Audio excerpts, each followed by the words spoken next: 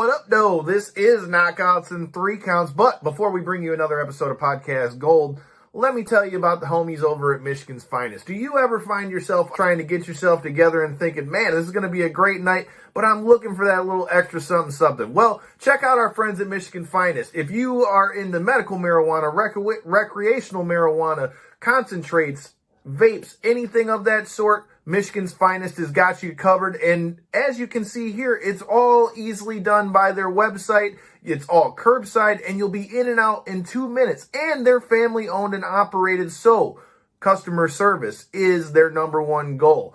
And now, since they are rocking with Knockouts in 3 Counts, use the code KO3MF. Yes, that's KO3MF. You get 10% off your entire order, but that does exclude featured items and items that are already on sale. But if you use that code, you're getting 10% off your items, and I promise you, either if you're looking for that big knockout or you're ready to hit the sheets for that 3 count, Michigan's Finest will get you together. Tell them Knockouts in 3 Counts sent you, and I promise you, you're going to be having a great night.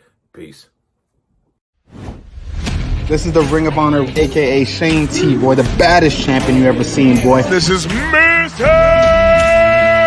Anderson. This is good old JR Jim Rock, and you are listening. You're listening to Knockouts in 3 Counts. We got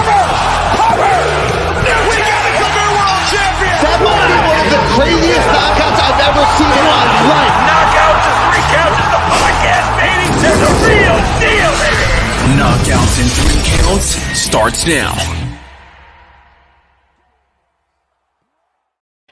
What up, though? It is another Tuesday. I have survived, and my head feels like I just got my head caved in from Seth Rollins, but son of a bitch, it might have, because if you guys pay attention to our social medias, that big red son of a bitch up there in the corner took my belt off me at Royal Rumble. Right, I mean, he took the belt off me at Royal Rumble. He is the winner. He won the money. That is, he didn't win the Royal Rumble, but Rhea Ripley won him the Royal Rumble the same way Ronda Rousey won me the Royal Rumble the year before. Shout out to everybody who's watching this. Make sure you hit that like button, share button, comment button. Let everybody know where you're watching from. Shout out to our sponsors, Michigan's Finest.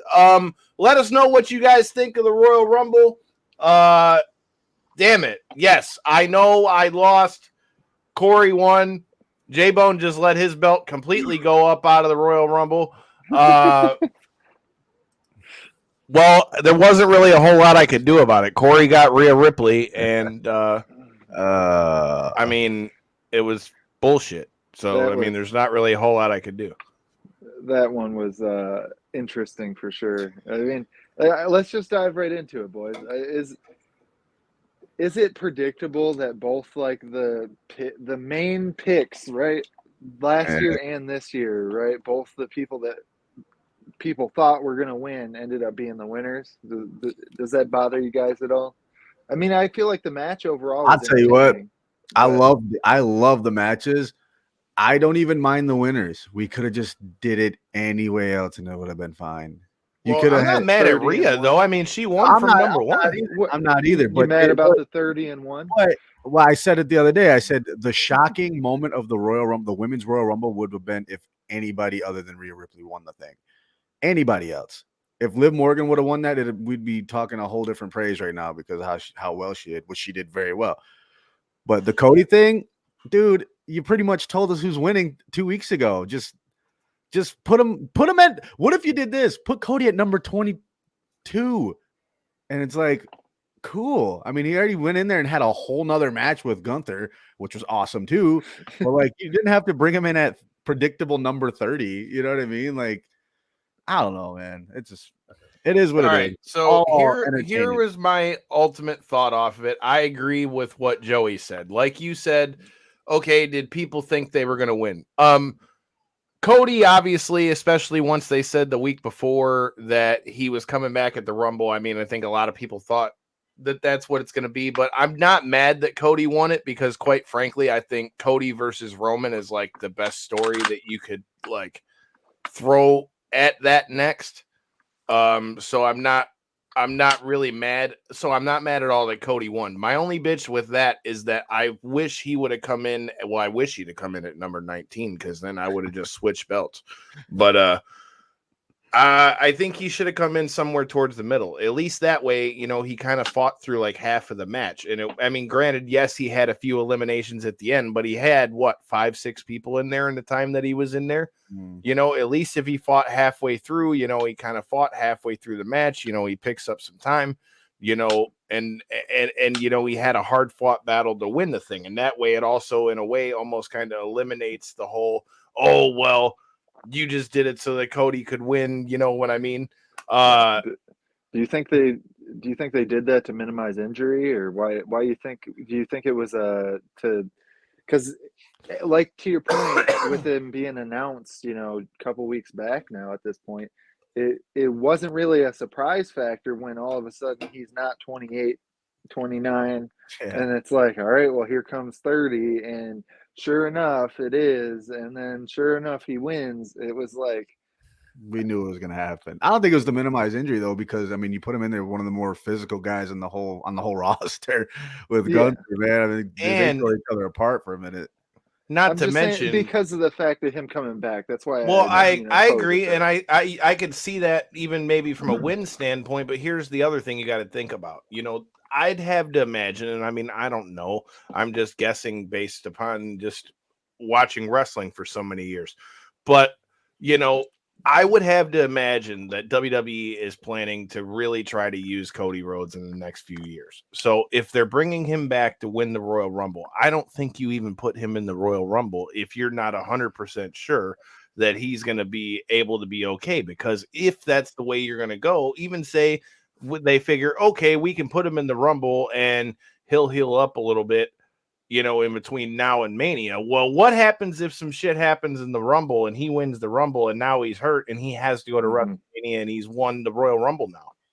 So I would say that maybe isn't the case because, like I said, I just feel like that's a hell of a risk if for sure for any reason he ends up getting hurt or re-tears that pec or whatever it is. Because Cody's already shown that he's more than ballsy enough to keep going and finish a match, as we saw with what happened at Hell in a Cell with his chest. So I just think that I don't necessarily think that it's that, but again, that's why I think if he'd have came out somewhere in the middle, I think that would have then, kind of gave him that time in the ring so that he had like a harder, longer fought out battle. And I think that would have kind of eliminated some of those questions. But I want to talk about something that Joey said in the comments because I couldn't agree more. You talk about Cody, you got to talk about who he fought at the end of the Royal Rumble. And Gunther is the MVP of that motherfucker, hands down. The longest time in the Royal Rumbles, 1 hour, 11 minutes, and 5 seconds. Like, if they don't do something with this and make Gunther like up there in that main event picture, bro. Yeah, I think he's right there though. You got to think. Look at the guys he's in there with: Drew McIntyre, Sheamus. He eliminated them. What about Brock? He eliminated Brock. He was the one that eliminated Brock, or was Lashley? Lashley eliminated. Or no, Brock. Lashley eliminated him, but then didn't Walter and they face. That was it. Yeah, they faced off. It'll always be Walter to me, damn it. Yes. They did face off for a minute, but it got broken up. That's what I meant to say. Yeah, they had their little face off. I think Walter. God damn, I can't stop calling him Walter. Gunther. Good Lord. Why couldn't you just have been Walter? Gunther. I think Gunther versus Brock Lesnar. Oh my God. You want to talk about a marquee matchup. I don't think we're that far away from that, to be honest. Dude, you want to talk about a marquee matchup. Gunther versus Lesnar? Dude, that's going to be two guys beating the dog shit out of each other.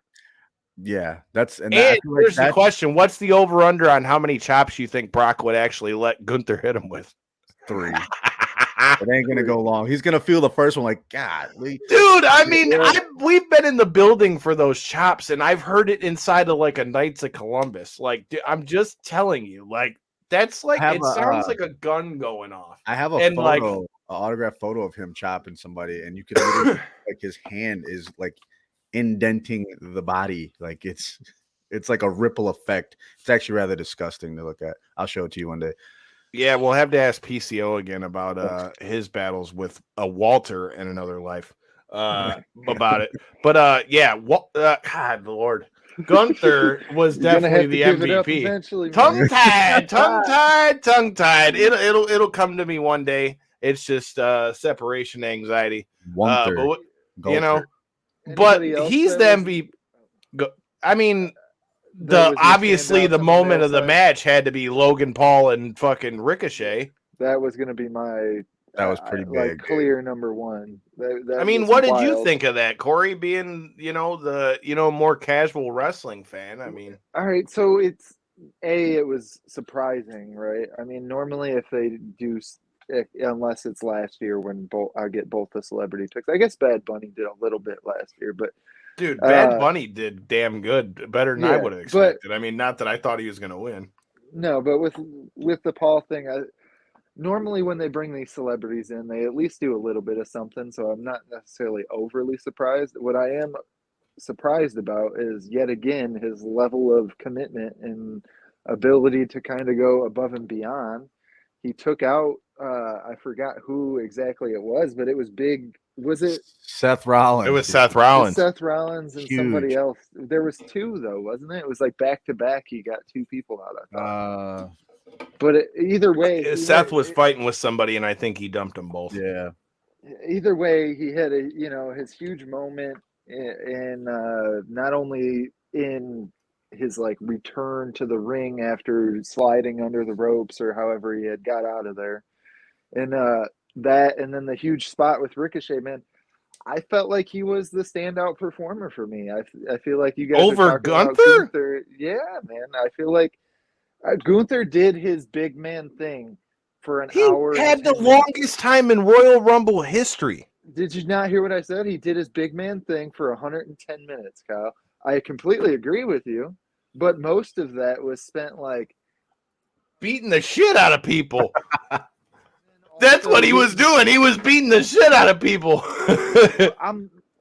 Go back, somebody, one of these hardcores, go back and give me a time clock of how much time is spent of him sitting in a corner, recovering from damage. You know what I mean? I'm not shitting on. I get what you're performance or saying. anything, What you're but- saying is Logan Paul made the most out of the time he spent in there. Yeah, Especially, I mean, Absolutely. you also gotta give Making him the credit. biggest Also, impact. I won't argue with that. I think he might have had the biggest moment in the match. I think that's unarguable. I mean, the highlight reel wise, I think that's obviously going to be the moment that everybody remembers from that match. But well, for me, other than the Brock thing, though, I feel like Gunther didn't really have that many crazy spots. but he had a bunch of eliminations. He did. It He had a bunch of if I'm not eliminations, mistaken, outlasted If everybody. I'm not mistaken, he had the record for the most eliminations too. I think I've seen that too. he had like 11, didn't he? Was it something? No, I think he tied the he record. tied it.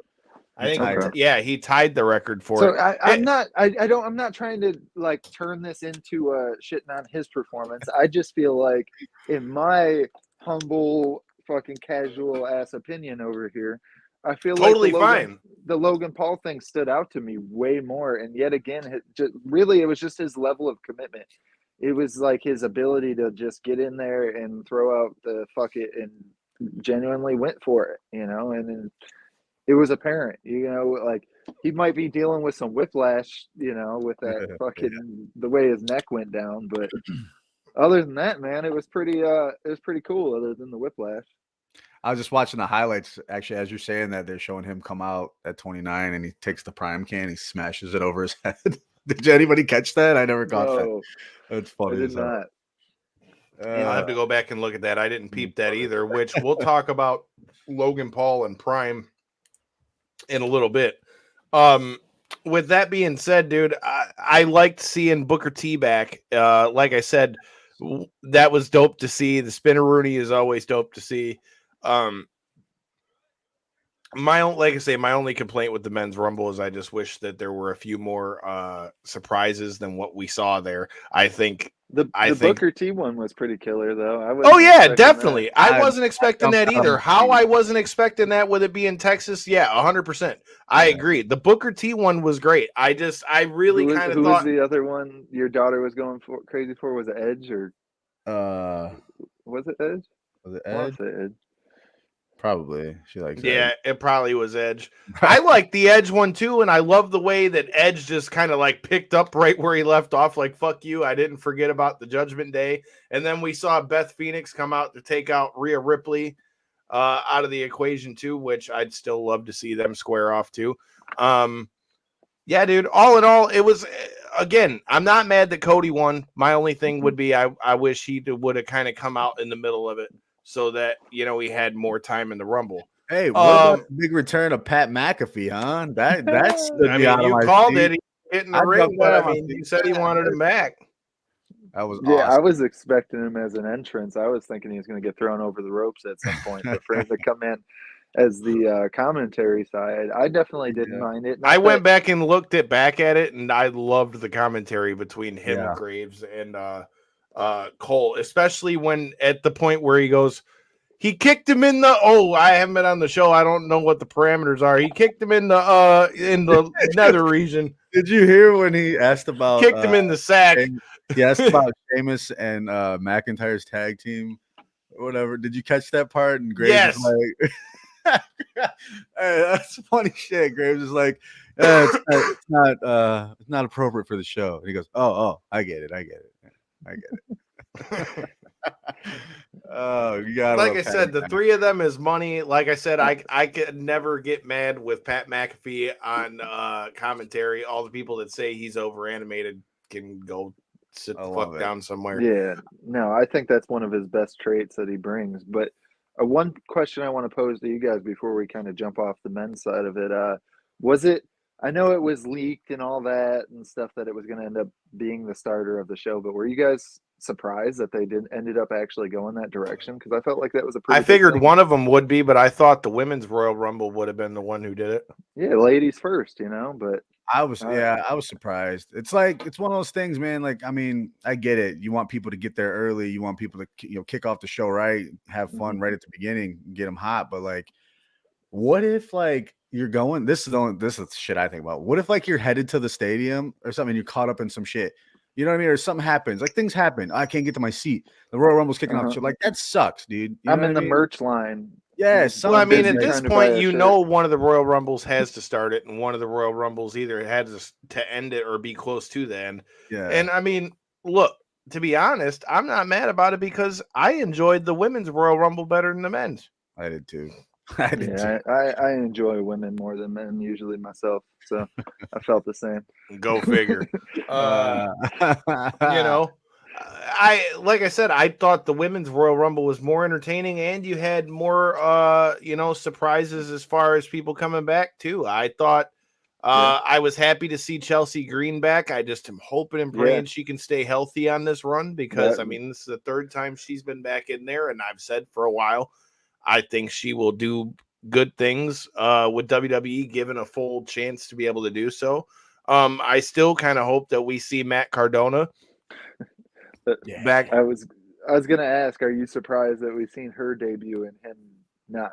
Well, no, because because he's still on Impact TV. She's already she straight up said, "I'm going home," and has not been on TV since. So I'm not really with her. I'm not as surprised because I figured she was going to go back to WWE again.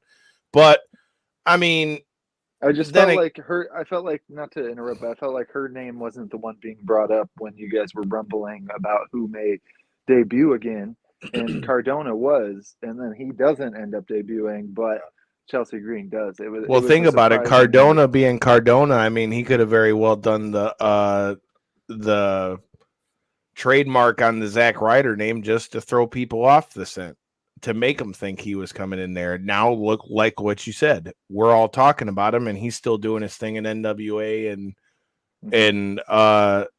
Impact. And then who knows, maybe he shows up at WrestleMania. Yeah, I mean, that's the thing, because you also got to remember, here's the thing, the great thing about the world of the WWE. WrestleMania is the big restart. So you have the Raw after WrestleMania where anybody can walk through the damn door, and you never know who that could be. I mean, Bobby Lashley, we've already talked about him. I was there, ring the damn bell, when he returned after WrestleMania. So, I mean, that's the thing. You never know who could show up. You could see Matt Cardona show up on the Raw after Mania. I'm still not convinced that we don't see him show up at some point back in the WWE. I just think it's a big Zack fit. Ryder. I don't think I think they would like kill off Zack Ryder and then let's do so. that. So hey, wait, what is hold on, one more thing about the Royal Rumble. I was very disappointed in this. The fact that Rey Mysterio didn't come out, I get why. He was obviously hurt. Did we have to just not have anybody come out at that point though? Like, especially with the way that they know that so many people like are doing what we're doing, having a friendly wager about numbers and stuff like that, to completely just axe out one of the numbers and not even like give. I understand what they're going for with Dom coming out right after attempting to rip the mask, which he was not successful doing, but like he still could have did that. You know what I mean? You still could have did that to get the feeler for your WrestleMania thing, whatever you want to do. But like anybody could have just took that spot and had just another run in there, just a couple sets. You could have put Braun Breaker there. You could have put, I don't know what Shinsuke Nakamura's status is right now, but you could have just threw anybody in there. Anybody. Yep. So you had a 29-man Royal Rumble, and Devin kind of got screwed on that, which I think sucked. But like, I mean, I don't like shit like that. Like the injury angles at the Royal Rumble just don't do it for me. It was a 29-man Royal Rumble. You could have did anything else at that point. Crazy, dude. What I originally thought they'd done, and looking back, I guess that they would have, is that I thought that Dominic wasn't initially a contestant, and then he stole Rey Mysterio's spot. That's what I thought at first. That would have been even better. That would have been even better. That's what I thought. I didn't know, like, when they announced him walking down, I thought it was like, at a couple beers deep, hanging with the boys, so I wasn't necessarily I'm still hydrating. Yeah, I wasn't necessarily eyes glued. So at this point, I didn't see the timer count down again and stuff. So I had just thought, like, he was late to the ramp because he was, situational, and then once, I don't know, it was like 2 or 3 picks later, I think I overheard you guys talking about it, how, oh, hey, what is there just not going to be a 17 or 18 or whatever it was? And I'm like, what do you mean? I thought that was him. And then, you could have did anything, dude. There was a lot of people in San Antonio that night. You could have did anything with that. Like I said, that was something that was interesting with it. We're gonna have to get into how this plays into Cody and Roman and all that stuff. So before we get into the rest of what went down with the Royal Rumble, part of this is going to be brought to you by our other sponsors at the State of Pro Wrestling, which, if you guys are fans of pro wrestling, which if you're watching this, there's probably a good chance that you might be, you can check out interviews from them as well. They were just over at WrestlePalooza over there in Minnesota. And speaking of Minnesota, this Thursday, we got a Minnesota Golden Gopher, Mitch McKee, fresh off of his big knockout win for LFA at LFA 50. We're gonna have to talk about his run in MMA so far. He's out of Killcliff FC out there in Florida, training with the likes of Gilbert Burns and Robbie Lawler, who was in his corner for this fight. And man, putting on a fucking show over there at LFA. So make sure you tune into that this Thursday, 9 p.m. All that good stuff. With that being said, we talked about the Ben's Royal Rumble. Let's talk a little bit about the stuff we saw in between it. We saw the first in-ring action of Bray Wyatt against LA Knight in the Mountain Dew Pitch Black match. Now, I personally kind of thought that we were going to get like another cinematic match. That's kind of what I thought that was going to play out to be, especially once we saw the return of the Firefly Funhouse here in Detroit. I really kind of thought that's what this match was going to be, but then again, you had a stadium with 50,000 people in it, so you got to entertain the 50,000 people. So with that being said, I'm not surprised that we got what we got, but it was a lot quicker than a lot of people expected it to be. And I mean, again, I've said all the way through it, I think LA Knight's really held his own, and I think he really proved himself to be, worthy of being out there with somebody like that. I think ultimately we all thought that Bray was going to win this match, but then, I liked a lot of the little subtleties too. The fact that Uncle Howdy jumped down onto him, who knows? Is that going to be the end of Uncle Howdy? And then you saw all of the members of the Firefly Funhouse on the top of whatever he jumped off of. So, I mean, J-Bone, what'd you think of the Pitch Black match? For what it was, I think we got what we needed out of it. Going in, we literally didn't know what it was until the bell rang, right? We had no idea what was going to happen. The fact that it was all Mountain Dewy and glowy, it looked like one of those those Batman movies, like one of those Batman films, dude, with the craziness. No, I mean, I thought it was good for what it was. Like I said, we got to wherever we're going with that.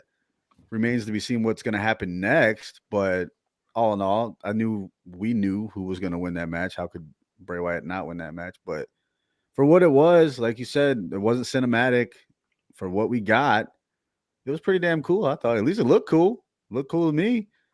We didn't get much wrestling out of it, but hey, it is what it is. We'll see what happens. I don't think any of us were really expecting there to be a whole lot. Yeah. To what you were saying earlier, though, Kyle, I thought they did at least some aspect of the theatrical. It wasn't necessarily pre-taped, theatrical match, like what you may be initially thinking, but they did add elements to it, right? Like if you were paying attention during the walk down and stuff through the ramp, they had all the characters kind of just splayed out through the crowd in the back shot. And then that ending sequence with, I can't think of the guy's name, but jumping off the top. Uncle Howdy. Yeah. I mean, so they did add like better watch it. He's going to haunt your dreams, motherfucker. Bro. Also, the way that they did the walkout too, with the long ass ramp, and they just completely killed the lights at that point, and it had seemed at least like his lantern was the only thing lit. Yeah. I thought they added at least some elements of the theatrics for, to your point, kind of the match itself was just it was. Well, I meant when I say cinematic match, what I mean is if you see like the Firefly Funhouse match, that was all in another reality, pretty much. Yeah, there wasn't. That's what I mean. It wasn't a pre-tape. Yeah, your standard like theatrical. Kyle, let me ask you this, dude. Do you think we're still going towards the whole like Cult of Wyatt thing with all the characters? Remember when this first started? They were saying maybe these particular wrestlers will be playing these particular characters. Yeah, like the Wyatt Six. Yeah. Do you think we're still headed that direction? Or do you think this is like... Oh, I think we definitely could be. I mean, they still got to sort the thing out with Alexa at this point. I mean, why else do you keep bringing that up? Because after she lost to Bianca, which we'll talk about what you want to see for Bianca at WrestleMania, now that we know Rhea has picked Charlotte, which we'll talk about that in a second too. But the fact that they keep tying the whole Bray Wyatt and Uncle Howdy and all that thing to Alexa, you have to do something with it now. I mean, you can't. I mean, why else keep bringing it up if it's not going to be, done something with? And they even had it asked to him in the press conference as well. So I mean, it's not something that can just go away. You gotta remember in the initial rumblings of all this whole thing, LA Knight was going to be the guy that was supposed to be Ramblin' Rabbit. So I'm wondering if maybe after this, LA Knight comes back, we kind of think he's going to come back and fire at Bray Wyatt, and it's like, no, I'm going to be with you now type of thing. Like you can't beat him, join him type of gig, I mean, I wouldn't be mad at it. I think there's a whole lot more layers that they could go with it. I'm not mad that it's been drug out this long. Like a lot of people are like, okay, I wanted to see him in the ring. I need to see more of it so that I, know what's going on with the whole Bray Wyatt thing. I'm not mad with it being drawn out, but now that he's back in the ring, I think now's the time for the story to kind of pick up. So we'll have to see where we go from here, especially with the Alexa Bliss thing. Like I mentioned, she lost to Bianca Belair, which I think was the right way to go. I don't think Bianca needs to be tied up in all this stuff with Alexa while she's champ. But now, like I said, we mentioned Rhea Ripley won the Royal Rumble, which we're going to talk about that. But what are your thoughts on Bianca, retaining the belt here? And now that we know Rhea is going to face Charlotte at WrestleMania, I mean, what do you want to see for Bianca? I mean, it was announced last night on Raw that the Elimination Chamber for the women's side next month in Montreal is going to be the winner faces Bianca for the belt at WrestleMania. So what do you think? What do you think of that? And who do you want to see on the other side from the EST, J-Bone? There's only one answer here. And she had one of my favorite moments in the Women's Rumble. It's Asuka, dude.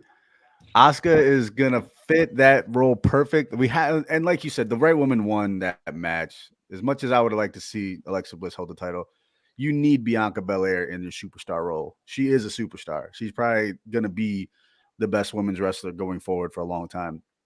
And you need her in some type of title main event at Mania. But on the other side of it, I mean, look, Rhea's tied up with Charlotte. Bayley's going to be tied up with Becky, I believe. Asuka's sitting there, dude. Asuka is one of the best female wrestlers in the entire world. And that's going to bring out even better from Bianca Belair. So I think that's where we're going to go with that. I hope that's where we're going. If we don't, I don't know what the hell is going to happen. I don't know what the hell we're doing here. Well, dude, right. I hope we do something because we saw the paint from Asuka or Kana as we knew her beforehand. And even if we're going to keep the Asuka name, if we can keep Asuka with, this new, Kana flair or just switch her completely over to Kana, like, bro, that shit was badass when she took that mask off. And I again, call me a mark all you want. I don't give a shit. Guess what? That's why I got the microphone. With that being said, I've always been a Great Muta fan. So the fact that somebody's using the mist again, I'm totally cool with it. Like, I'm totally cool with that shit. And especially with him retiring this year, I think it's a badass tribute. So you know what? I'm all for Asuka or Kana or whatever we saw on Saturday to have a much bigger and more prominent role within the women's division, because I think most people would agree that Asuka has been one of the more underutilized talents that they've had there in the women's division, in my opinion. So I wouldn't be mad at that at all if that's what we see go down for Bianca headed into WrestleMania. Well, before we get to the execution of Sami Zayn, let's talk about the Women's Royal Rumble. Again, Cory, you son of a bitch, took my belt. And took my belt, and Rhea Ripley won the Royal Rumble. I'm not mad at it. Like I said, I thought she was gonna win. I love the fact that she went from number 1 to number 30. I mean, hey, in the same way we said to Gunther in the men's Rumble, shout out to Liv Morgan, dude. Liv Morgan had a hell of a run in the women's Rumble. Going from having the fastest, being eliminated the fastest in Royal Rumble history the year before to lasting well over an hour this year. I mean, talk about a full circle glow up for Liv Morgan. I think she may have a lot better 2023 than she did in 2022. But I think 100%, I think the right person won the Royal Rumble. I really do. I believe that Rhea has been untapped for a while, and I liked what she said in her promo on Raw last night as well. I think her versus Charlotte is the only way to go. And especially after the things that Charlotte's been saying regarding Rhea, I think that's the way to go. And I think her keeping it short and sweet and like, look, we got a score to settle, I'm all for it. For all of you guys who are watching, are you happy with Rhea versus Charlotte, or would you have rather seen Rhea versus Bianca? For me, I'm totally cool with Rhea winning. I like that she went coast to coast. I like that we saw some more surprises from the Royal Rumble. What did you think of Rhea's performance, J-Bone? Oh man, it's great. The Women's Royal Rumble is still rather new, right? So we still got a lot of history to cover and history to make there. So she's the right person to do it with like the most eliminations, longest time, all that stuff. But as far as WrestleMania, it's like they still owe it to each other because that main event that they had was during the COVID phase. You know, it was in the what was it, the Thunderdome or whatever? What was it called? I don't remember what it was called. Yeah, the Thunderdome. Yeah, the Thunderdome. Yeah, we still had that. They didn't have the fans. So like they kind of owe it to each other and they deserve it to have, you know, that big match on a big stage. So I think we did it. I think they did that the right way. That didn't really dawn on me until after the show, but like, yeah, you need that. Rhea Ripley deserves that. Yeah, she's worked her ass off, dude. She had, like you said, an interesting run with the way everything kind of turned out with her title run and stuff during the COVID times and stuff. And then to transition to where she is now, I feel like she's really became more of a proven talent. And she really did look like physically imposing against most of those other girls. She looked good, bro. She looked... Yeah, I don't mean it like normally, right? Like you. I mean, I don't mean just aesthetically. She looked She looked like, menacing. She looked like a force, and I mean, believable for the character that she's portraying. You know, she definitely looked like the character that she's going for, and I could see the badass on her way to a title. You know, for sure. Massive character development over the past year or so, man. It's actually amazing the strides that she's made with that character. So I knew she had number 1, but she's also got number 3 too. I mean, I was at the shortest one for the longest time when Santino got eliminated for the Rumble here in Detroit. But that being said, I was a big fan of, you mentioned Chelsea Green again. I like that we saw so many people come back. We saw Chelsea Green, who, like I said, for me wasn't the biggest surprise because I kind of thought she was coming back here once she had left Impact. But I'm happy to see her back here. I hope she can stay injury-free. You also had Michelle McCool come back in, which I thought it was cool. She kind of came out from the crowd. That was a little different. And then we saw Nia Jax come back. And J-Bone, I'll let you go first. What did you think of the return of Nia Jax? You know how I hate Goldberg? Oh, no. You know, I like that and like Goldberg and all that. It's kind of like, we won't get into all that. First of all, they messed up the clock at number 30 for her to come out. It just hit. And then she came out there. It just, I don't know, man. I'm not a big fan of her, to be honest. Not because of, and I know people are going to be like, oh, it's because of the whole her hurting people thing. It's honestly not because of, I mean, that's bullshit. That sucks. But she never did it for me. So like, the fact that she's number 30 was like it wasn't like, oh shit, that's cool. It was just like, well, they also fucked up the timer. Yeah, I was like, oh, that's 30, huh? Yeah, whatever. It just didn't do it for me. I didn't think she was threatening in the match. I didn't care for it. Whatever, not for me. Bypass that whole thing. I mean, I'm not mad at seeing her back at all, but I don't think it had the desired impact. I think that they kind of hoped it was gonna. I had headphone issues on that one. Who are we referring to? Nia Jax. Yeah, that one definitely seemed to fall flat, and you can tell, to your point, they kind of wanted not necessarily even wanted something out of it, but kind of expected. Oh, hey, we'll put her out; it'll get a good pop type of. Yeah. It almost seemed like similar to the Booker T type of thing, where like, oh, we'll put her in front of them. The fans will, recognize the face. It's a returning star, and everybody will go wild. She signed again, Kyle? Did she re-sign? I don't know what her sign thing, but I got to disagree with you on that one. Booker T is in his home state, and Booker T is a motherfucking legend. So he's much higher of a degree. I was gonna say that's not a good one because you could bring Booker T back in about any state. Me stand up out of my seat, dude. Like, yes, and he still looked good. So I mean, shout out to Booker T. He was still in great shape. I didn't. Yeah, that's definitely. I should have picked a different name, but that was the first one that came to my mind. That wasn't a great comparison, but you know what I was inferring out of that. I get the idea. They meant that, you know, they were hoping that they were going to get a solid pop out of it, and it just was not the case. Yeah. It Well, definitely I seemed mean, to you fall got to flat. remember on her way out. I mean, I feel like a lot of fans weren't. I feel like on her way out, a lot of fans were kind of, you know, had a bad taste in their mouth about Nia Jax. So, I mean, realistically, I mean, I hope she can come back and make an impact. I mean, it would be nice to see, you know, somebody new again, quote unquote, in the women's division. So here's the thing. I hear a lot of people throwing around the idea of her being added to the bloodline. Do you want to see that at all? No, thank you. No, thanks. Do you want to see a female member at all? I don't think we need it.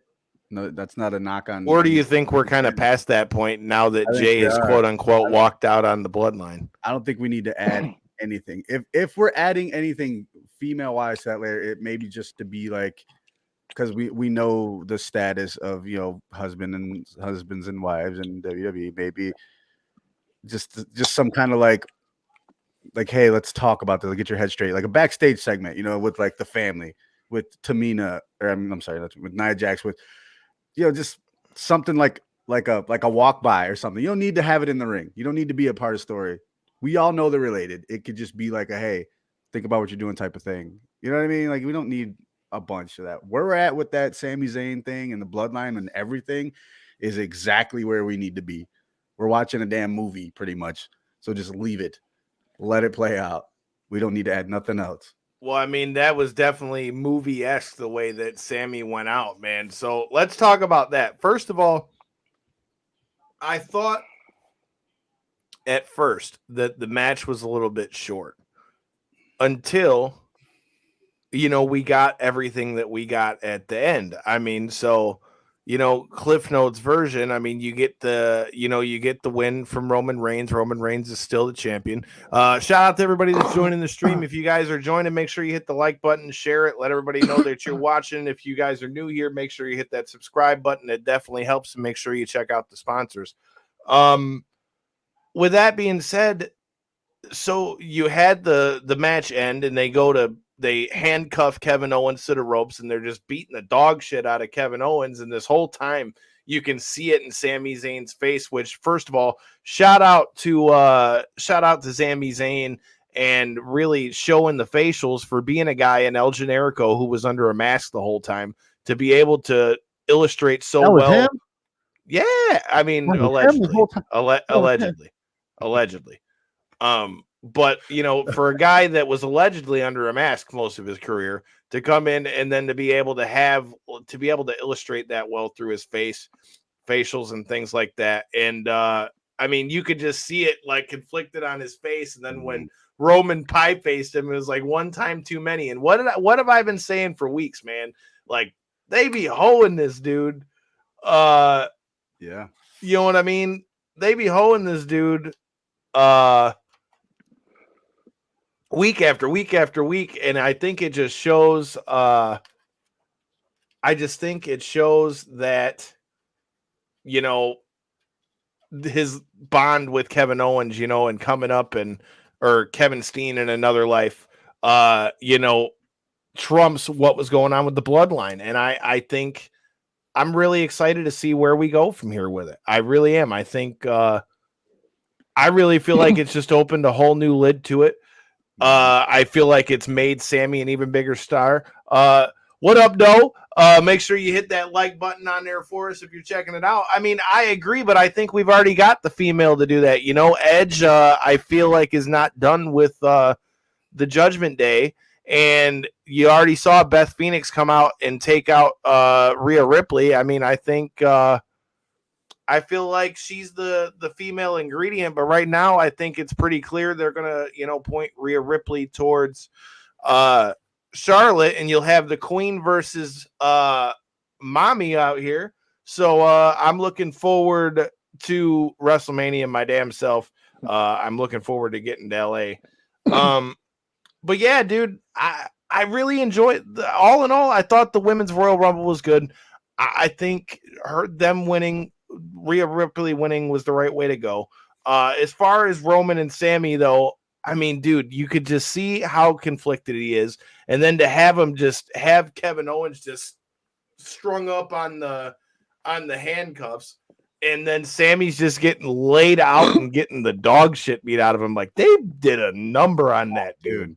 Like I said, it was theater. It was movie theater stuff, dude. We've been watching this film for what, 2 years now, and every time it gets a little bit better.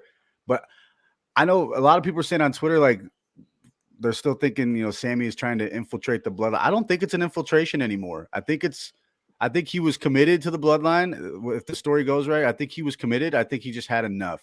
He just had enough of being dog walked pretty much. And Jay was there too. Jay's been there. And I think that's why Jay kind of walked out, because he knows what that's like. You go back to the beginning, the very beginning origins of the bloodline, when Roman was doing the same shit to Jay, and then Jimmy had to intervene, and then Jimmy got his ass kicked too, and then they're all together. And now here we are back again.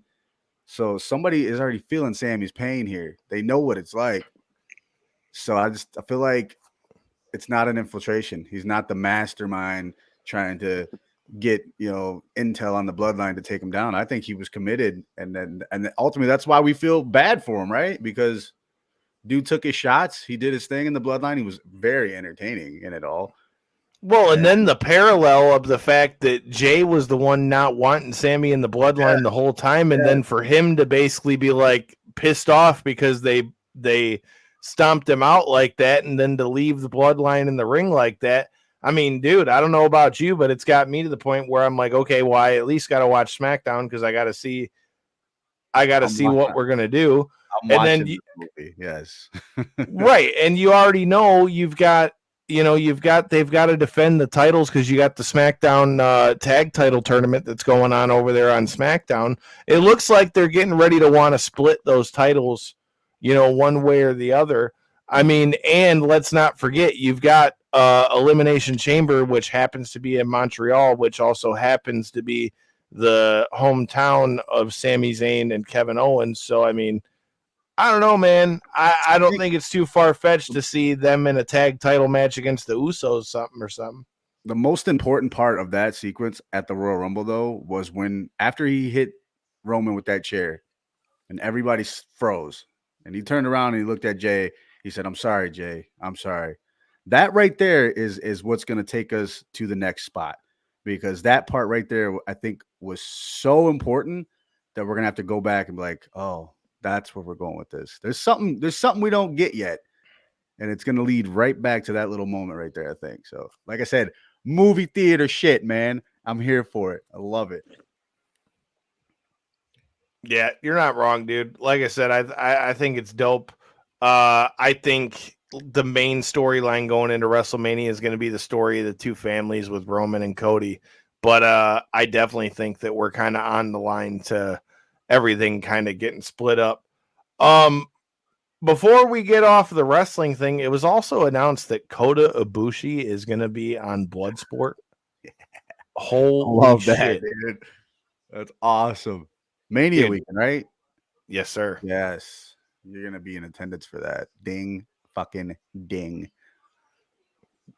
Allegedly. But yeah, I definitely am going to be looking forward to Bloodsport. That shit is going to be money. I was just talking about this with Mega Ran the other day, and he was like, I don't know if I'm going to check out too many of the other shows. And then they announced that, and he's sending it to me via text. So I think it's very, very a good possibility that you might see us at Bloodsport. Like I say, that's going to be gnarly. If you've never been to Bloodsport and you're going to be there Mania week, I cannot recommend Josh Barnett's Bloodsport anymore, because John Moxley versus Oney Lorcan last year, or Biff Busick, holy shit.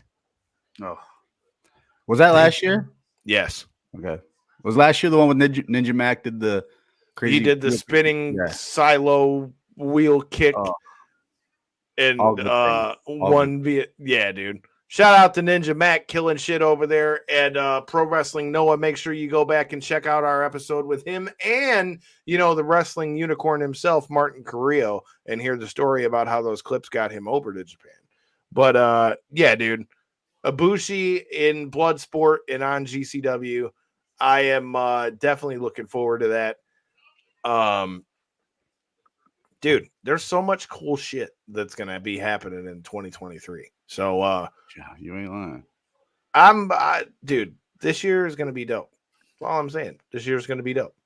So with that being said, as we switch over into the MMA side of things, the MMA part of the show today is going to be brought to you by our friends at G3 Payroll and Tax.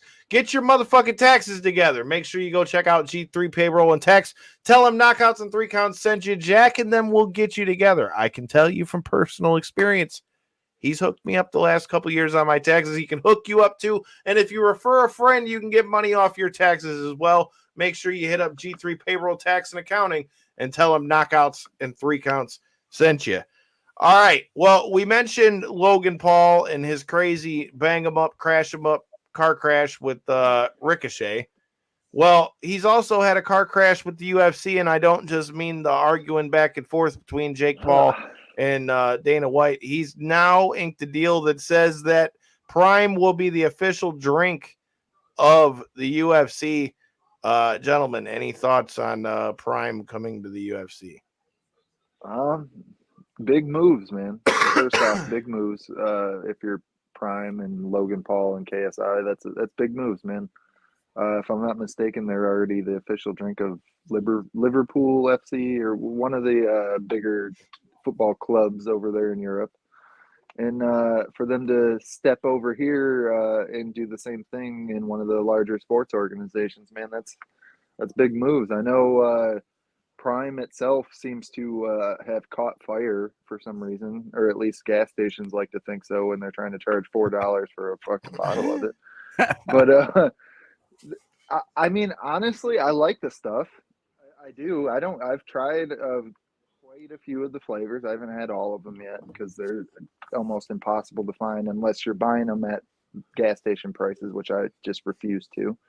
If I see them at Kroger, I'll grab one for the $1.89 or whatever, though. But what do you guys think? Have you tried them? I've tried one. I tried the blue one, and I've not had any. I wasn't impressed, dude. It's very. To me, it's a lot of freaking sugar, dude. Very sugary. No sugar though. The one I had was like sweet, dude. Yeah, I couldn't even they're incredibly sweet, but they're zero sugar. Whatever. That's where it's like. It's the health side, but it still tastes like a melted popsicle. So it's like it kind of itches, Oh yeah, I don't know. Not for me. I don't think. See, I was never a fan of the G2 stuff, so I don't know how big of a fan I would be of that stuff. These guys are printing their own money, though. Jesus, dude, this guy's everywhere. Like, what are you not doing? Is the question. It's definitely not G2. If anything, it's a more concentrated flavor of like a Gatorade or something like that. It's very strong flavor, Kyle. If you do end up trying one, it's really they're strong. Really sweet for me. Some people like just really dislike the flavor of them. Personally, like I said, I like them. I'll pick them up every so often, but not for the prices they're trying to charge for them. That's for sure.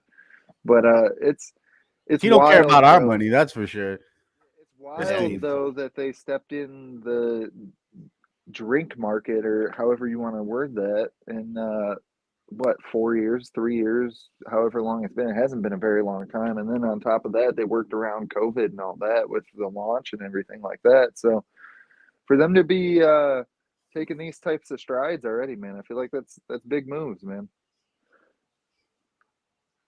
I mean, like I said, obviously it's a big move for them to be with the UFC. I don't know how I feel about it because I haven't tasted too much of the stuff. I mean, but hey, shout out to Logan Paul. I mean, getting his bag, dude. I mean, between what he's doing in WWE and then doing this stuff and the podcast and everything else. I mean, hey, dude, it's not a bad thing. And I mean, Dana White, if it's making Dana White $1, Dana White don't give a shit. Right. And I'm definitely no Prime sponsor, but it's similar, like they just dropped the Body Armor sponsor. I don't know what happened with that, if it was a contract fallout or if they just decided to go a different direction or whatever the case is. But it's real similar to that where it's, high vitamin content and stuff like that. It's got like all kind. It's a pretty solid drink. I mean, I don't flavor wise is give or take, personal opinion and stuff, but like contents wise, Logan, if you hear this, solid. I will gladly try all flavors and we'll like preview them on our channel so that people can like know what they taste like. Meta Moon seems to be the most opinionated one, where people either really like it or they just really don't. But the fruit punch one's solid as hell. See, now fruit punch, you're talking up my alley. The blue, even though you said that's the one you didn't like, I like the blue one. Yeah. The bomb pop, the red, white, and blue one, that one's solid too. I don't know, man. Cory's looking for. Send Cory a case. Yeah. Future's bright for them boys over at Prime. They definitely did something right, in my opinion. Send them a case. They'll drink it on the show. Well, like I mentioned, the future is bright for Thursday's guest, Mitch McKee, fresh off his big dub for LFA. Minnesota Gopher out of Killcliff FC out there in Coconut Creek, Florida. Make sure you guys hit that subscribe button. If you're fans of MMA, you're definitely not going to want to miss this one. Like I said, Robbie Lawler was in his corner this past week. Definitely going to be one to talk about.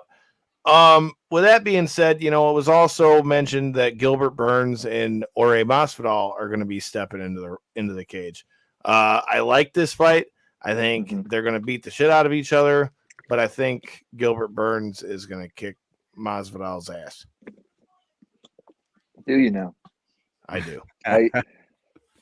It depends on what version. Only because I think that Gilbert is not stupid, and Gilbert will try to submit him.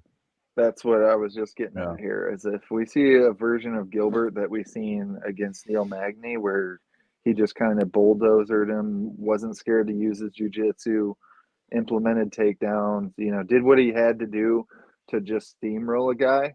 Yeah, I feel like we could definitely see him potentially do that to Jorge Masvidal. But if he plays I'm going to main event or, put on a show type of mentality and go in here and try to knock out a Jorge Masvidal, I could definitely see it going the other direction as well. I feel like that's, Jorge's strong suit.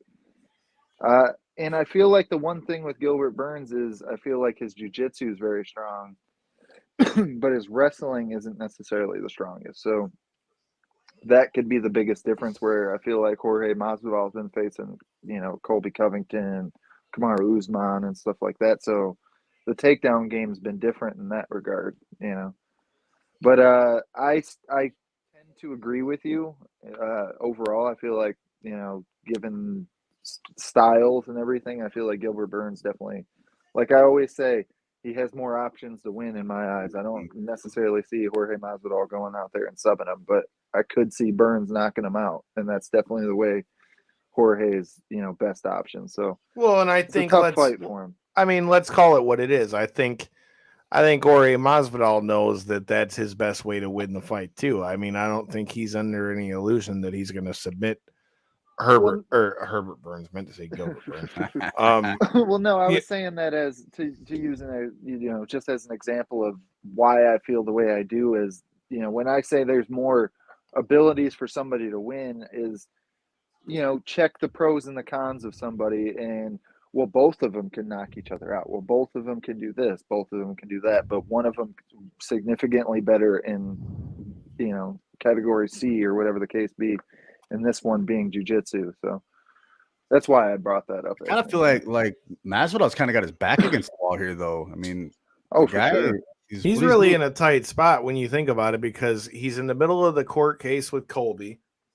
Can't really talk about that at all. How many in a row has he lost? 3? Is it 3? If he's 3 in a row. If he loses this one, it's 4 in a row, and he's fighting a killer like Gilbert Burns. Now, Gilbert Burns is on a couple fights, kid, but it's on fights where they were banger fights.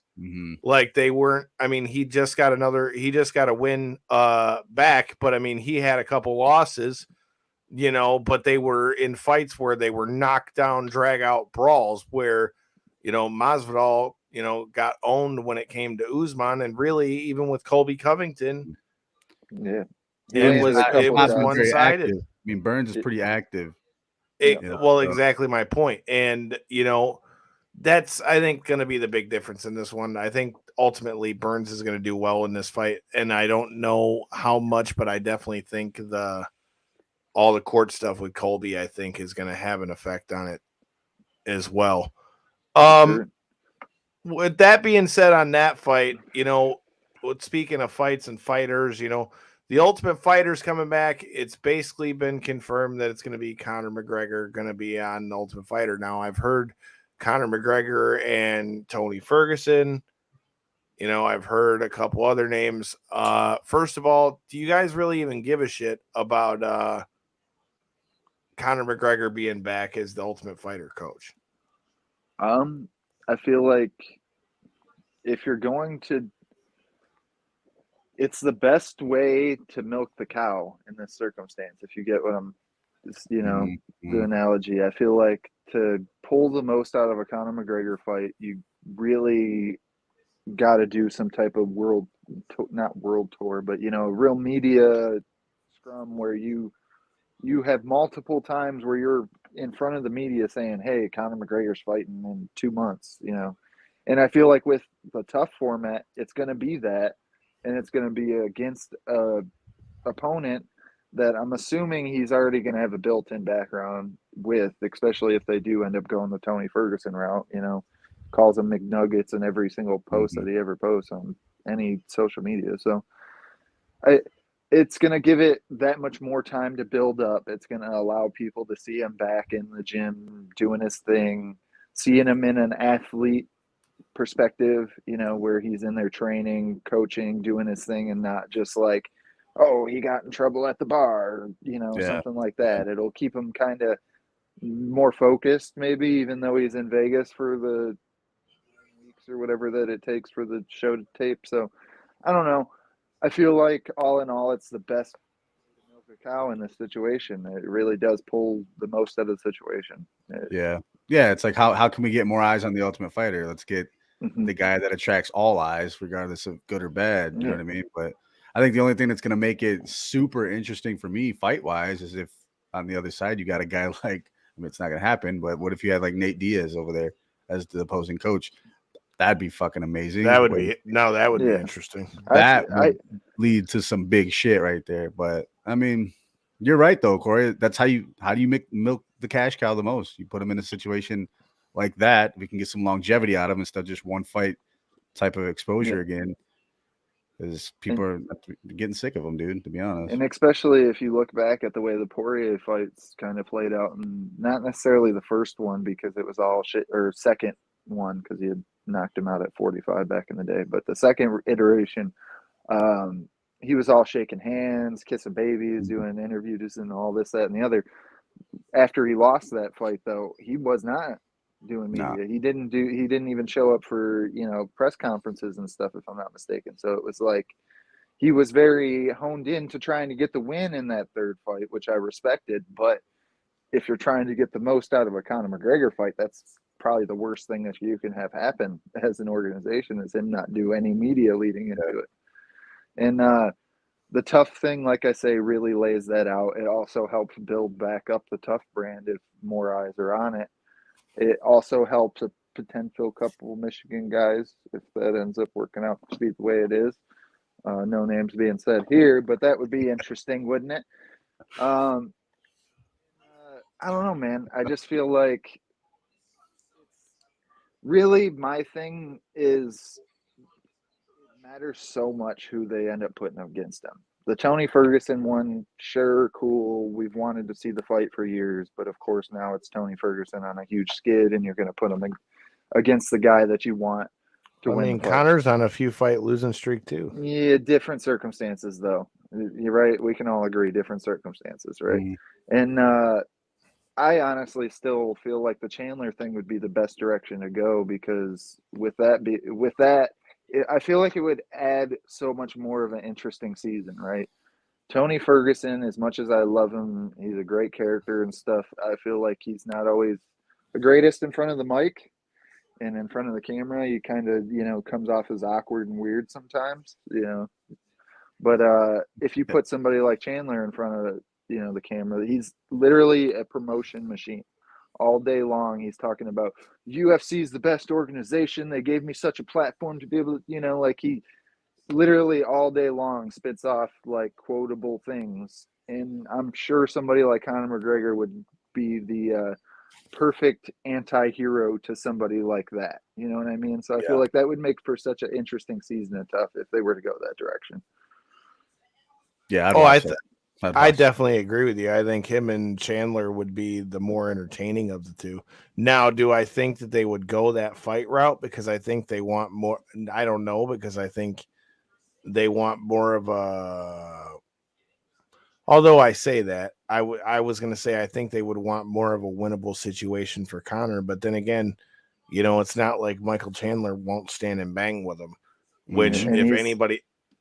If you look at his overall record too in the UFC, I mean, yeah, he's beat, you know, Dan Hooker and stuff like that. But if you look at his overall record, it's not necessarily the most impressive, even though the performances themselves were incredibly impressive. If you look at the record itself, it's not been all wins. You know, he's went in there in incredible But I don't fashion, think in a chase like Chandler, I don't think that the wins and losses are necessarily the thing with McGregor. I think it's more the fact of, you know, it's the same thing like with what Masvidal said when he was rumored for McGregor, and him thinking that, you know, McGregor fighting him was bad for McGregor's brand because, you know, Masvidal is bigger, stronger, and if it, like you said, if he wins, Masvidal is going to knock him out. I think you run into a similar risk when you're talking about Chandler too, because while yes, that's a more winnable fight for Conor McGregor, because we all know that his best attribute is going to be on his feet. Boy, could you imagine if Chandler catches him with one of those bombs and just sits Conor down, dude? Like, that would be like the worst thing that could happen for them.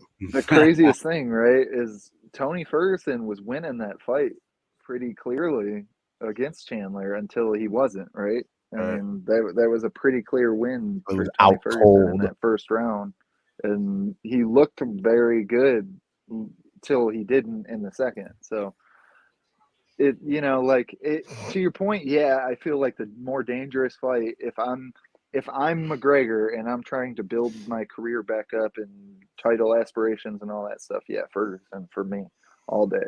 I want, you know, I want something that's going to build my career back in the right direction. And I feel like that would be the easier but still legitimate competition, less danger, so on and so forth. But it's just, I don't know, man. I want that fucking Chandler fight, dude. Come on, man. Let's just get it. Let's run it, dude. You know, that's like the best way I can explain my thoughts right now. Is let's just do it. Like, it's the best like matchup. It's the most entertainment. If they run that fight, Corey's got to run a parlay on it.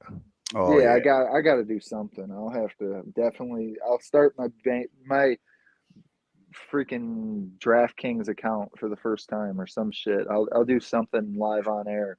Use my link, though, okay? All right, the last order of business, you know, they talked about the return of the Blessed Express. They're talking about this fight with him and Arnold Allen.